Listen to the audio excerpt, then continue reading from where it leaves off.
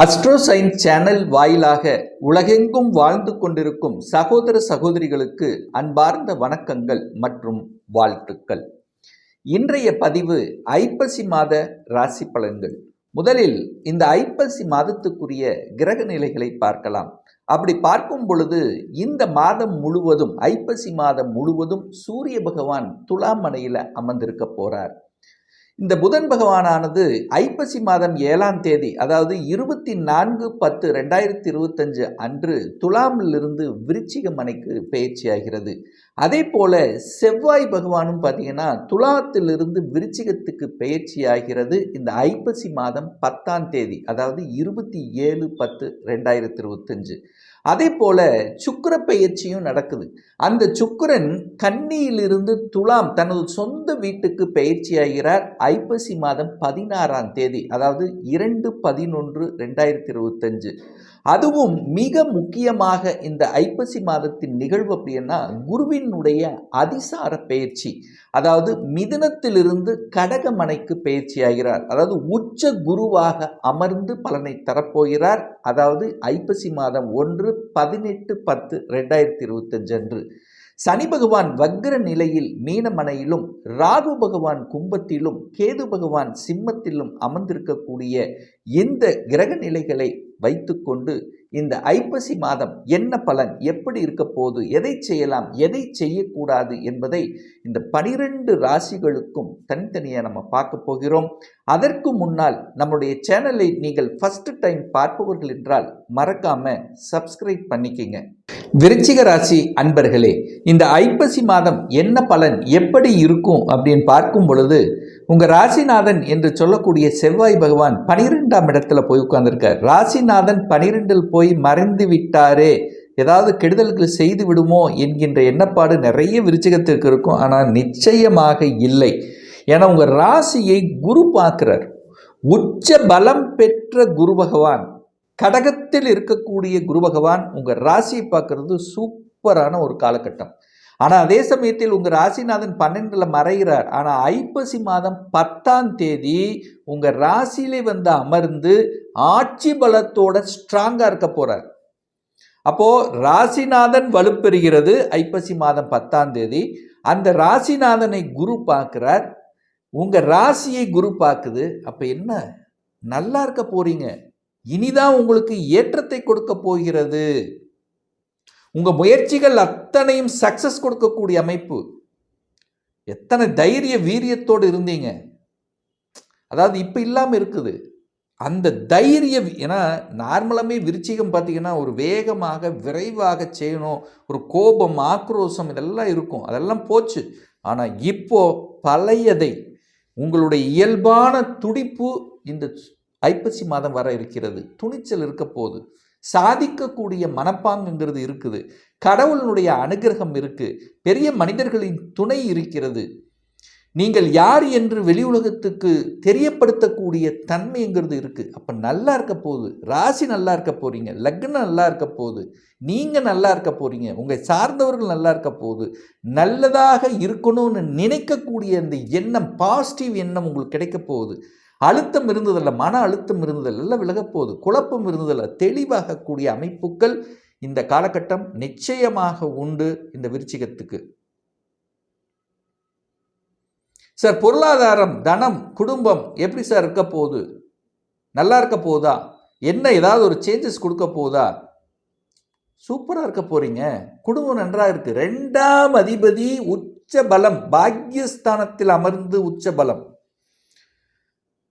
பொருளாதாரத்தை கொடுக்கக்கூடிய, தனத்தை கொடுக்கக்கூடிய குரு பகவான் உச்சபலம், தனஸ்தானாதிபதி உச்சபலம். அப்புறம் என்ன, கவலையே பட வேண்டாம். பணம் ஏதாவது ஒரு ரூபத்தில் உங்களுக்கு கிடைத்து கொண்டே இருக்கும். பணத்தால் கவலை அடைந்து கொண்டிருக்கக்கூடிய விருச்சிகத்துக்கு கவலை இல்லை. தேவையான பணம், உங்களுக்கு தேவையான பணம் ஏதாவது ரூபத்தில் கிடைத்தே தீரும். பணம் நன்றாக இருக்க போது, பொருளாதார வளர்ச்சி உண்டு, குடும்பம் நன்றாக இருக்க போது, கணவன் மனைவிக்குள்ளே அந்யோன்யம் வரப்போகுது. ஏதாவது ஒரு கருத்து வேறுபாடு இருந்து ஒரு சஞ்சலம் இருந்தாலும் சரியாக போகிறது. அப்போ குடும்பம் நல்லா இருக்க போகுது, உங்கள் வாக்கு நல்லா இருக்க போகுது, உங்கள் செயல்பாடுகள் திருப்திகரமாக இருக்க போகுது, நல்ல விஷயங்கள் குடும்பத்துக்கு வாங்கி குவிக்க போறீங்க. வீட்டுக்கு சில பொருள்கள் வாங்கணும்னு ரொம்ப நாள் ஆசைப்பட்டுட்டு இருந்தீங்க, அதெல்லாம் வாங்கக்கூடிய அமைப்புங்கிறது இருக்கு. 3ஆம் இடத்தை குரு பார்க்கிறார். குரு எங்க பார்க்கிறாரோ அந்த இடத்தை வளர்க்க போறார். குரு பார்த்தால் கோடி நன்மை. உச்ச குரு 3ஆம் இடத்தை பார்க்கிறார், முயற்சி ஸ்தானத்தை பார்க்கிறார், சகோதர ஸ்தானத்தை பார்க்கிறார். சகோதரர்கள் நன்றாக இருக்க போகுது. சகோதர மூலையில் இருந்து வந்த பிரச்சனைகள் தீர்க்கப்படுகிறது. ஏதோ ஒரு கருத்து வேறுபாடு இருந்தாலும் இப்போ சரி செய்யப்படக்கூடிய அமைப்பு. உங்கள் மனசுக்குள்ள சகோதர சகோதரிகள் கண்டிப்பாக உள்ளே வருவாங்க. அவங்கள பற்றி ஒரு திங்கிங் ப்ராசஸ் கண்டிப்பாக உண்டு. விட்டு கொடுக்க என்கின்ற மனப்பாங்கு எப்படியோ ஒரு வகையில் வரும். வியாபாரம் நல்லா இருக்க போகுது. கலைத்துறையில் இருக்கின்றவர்களுக்கு புதிய ஒப்பந்தங்கள், அது குறிப்பாக இசை சம்பந்தப்பட்ட துறையில் இருப்பவர்களுக்கு கூடுதல் வளர்ச்சி. ரியல் எஸ்டேட் விற்பனை, நில விற்பனை, இடம் விற்பனை, கட்டிடம் கட்டி விற்பனை, இந்த மாதிரி இருக்கக்கூடியவர்களுக்கெல்லாம் நல்ல தன்மை. எப்படியாவது ஒரு ஒப்பந்தம் போடுவீங்க. ஒப்பந்தம் போடுவதற்கு சரியான ஒரு காலகட்டம். கம்யூனிகேஷன் நல்லா இருக்க போகுது. தகவல் தொடர்பு துறை நல்லா இருக்க போகுது. கம்யூனிகேஷன்ல, தகவல் தொடர்பு துறையில் ஒரு ஸ்ட்ராட்டஜி பிளான் வித்தியாசமான முறையில் வகுக்கக்கூடிய அந்த தன்மை இருக்கு. ஊடகம் நல்லா இருக்க போகுது. ஊடகத்துறையில் இருக்கின்றவர்களுக்கு வளர்ச்சியை கொடுக்க போகுது. இப்படி சொல்லிட்டே போலாம். 4ஆம் இடத்தில் ராகு உட்கார்ந்திருக்கார். ராகுன்னா பிரம்மாண்டம். ஹெல்த்தை மட்டும் கொஞ்சம் கேர் எடுத்துக்குங்க. பட் வீடு பெருசாக கட்டணுங்கிற ஆசை இருக்கும். அந்த ஆசை நிறைவேறக்கூடிய அமைப்பு இருக்கான்னா நிச்சயமாக உண்டு. ஏன்னா 4ஆம் அதிபதியை குரு பார்க்கிற யோகத்தை, உங்களுக்கு யோகத்தை தரக்கூடியவன், விருச்சிகத்துக்கு யோகத்தை கொடுக்கக்கூடியவன் குரு. அந்த குரு பகவான் சனி பகவானை பார்க்கிறார். 4ஆம் அதிபதியை பார்க்கிறார். 4ஆம் இடத்தில் ராகு இருக்கு. வீடு பெருசாக இருக்கணும், பெருசாக கட்டணும், பிரமிக்கத்தக்க தன்மையில் பெரிய ரூம், பெரிய ஹால், ஸோ இந்த மாதிரி பெரிதாக திங்க் பண்ணக்கூடிய அமைப்புங்கிறது உண்டு இந்த விருச்சிகத்துக்கு. அது சக்சஸ் கொடுக்கும். இடம் கிடைக்கும். இடம் வாங்கணுமா வாங்கலாம், தாராளமாக வாங்கலாம். இடம், வீடு, வண்டி, வாகனம் அனைத்துக்கும் உங்களுக்கு உகந்த ஒரு மாதமாக இந்த ஐப்பசி மாதம் விருச்சிகத்துக்கு அமையப்பெறும். 5ஆம் அதிபதி 5ஆம் இடத்தை பார்க்கிறார். குரு 5ஆம் இடத்தை பார்க்கிறார். குழந்தை நன்றாக இருக்க போகிறது. குழந்தைகளுடைய கனவுகளை நிறைவேற்றிக் கொள்ளக்கூடிய அமைப்பு உண்டு. குழந்தைகள் ஆசைப்பட்டது நிறைவேற்றி போவாங்க. நல்லா படிக்க போறாங்க. படிப்பு நல்லா வரும். ஏற்கனவே படிப்பில் ஏதாவது கொஞ்சம் தடை குறை அப்படி இப்படின்னு இருந்தால் கூட இப்போ அது சரி செய்யக்கூடிய அமைப்புங்கிறது இந்த விருச்சிகத்துக்கு நிச்சயமாக உண்டு. கடவுளுடைய அனுகிரகம் உண்டு. குலதெய்வ வழிபாடு சிறப்பு.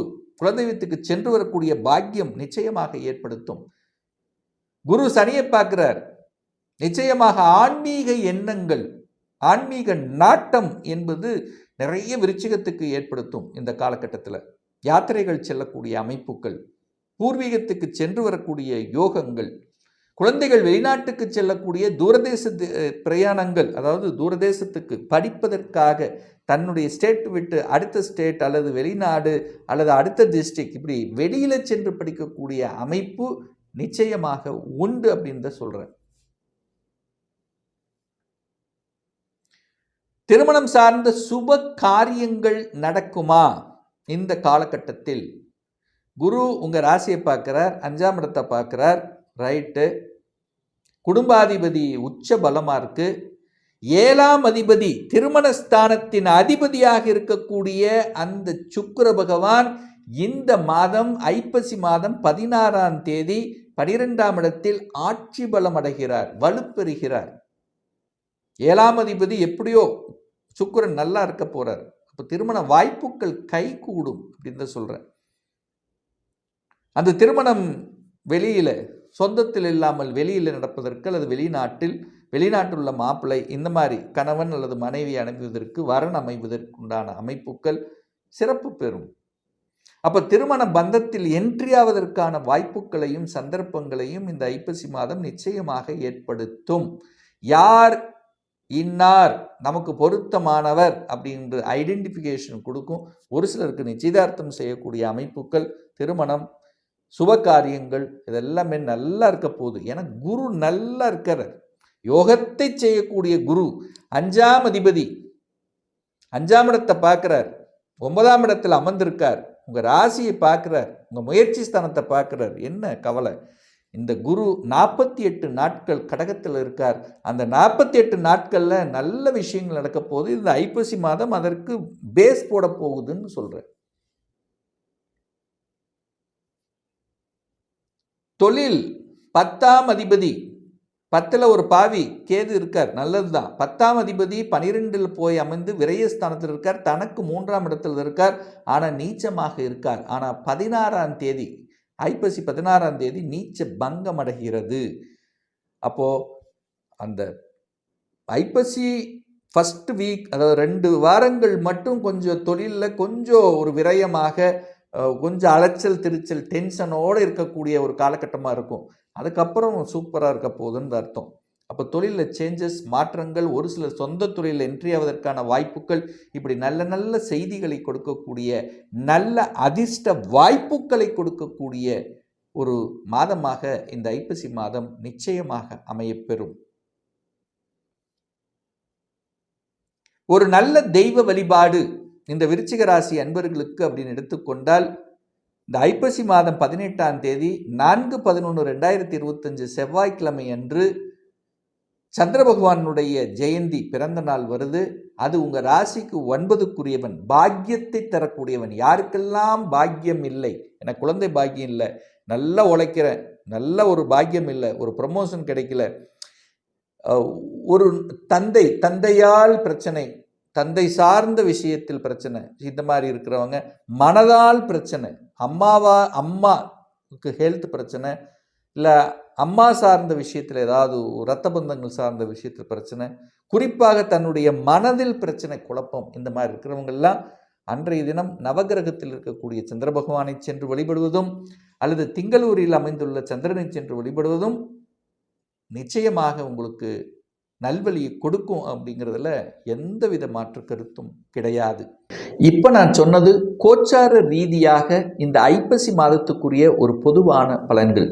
இந்த ராசி நட்சத்திரத்தில் பார்த்தீங்கன்னா பல கோடிக்கணக்கான பேர் இருப்பீங்க. எல்லாத்துக்கும் ஒரே பலன் அப்படின்னா நிச்சயமாக இல்லை. ஏன்னா ஒவ்வொருத்தரும் டிஃப்ரெண்ட், ஒவ்வொருத்தருடைய ஜாதக அமைப்புகளும் தசாபுத்தியும் மாறுபடும், அதற்கு தகுந்த மாதிரி பலன்களும் மாறுபடும்.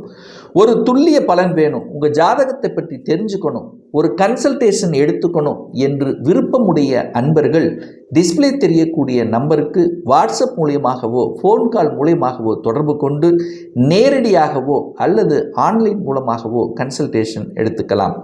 நம்மளுடைய அலுவலகம் கோயம்புத்தூரில் அமைந்துள்ளது. அதாவது கோயம்புத்தூரிலிருந்து மேட்டுப்பாளையம் செல்லும் வழியில் வெள்ளக்கிணர் பிரிவுக்கு அருகில் அன்னபூர்ணா ஹோட்டலுக்கு பக்கத்தில் அமைந்துள்ளது. பிரியர் அப்பாயின்மெண்ட் வாங்கிட்டு நேரடியாக கன்சல்டேஷன் எடுத்துக்கலாம்.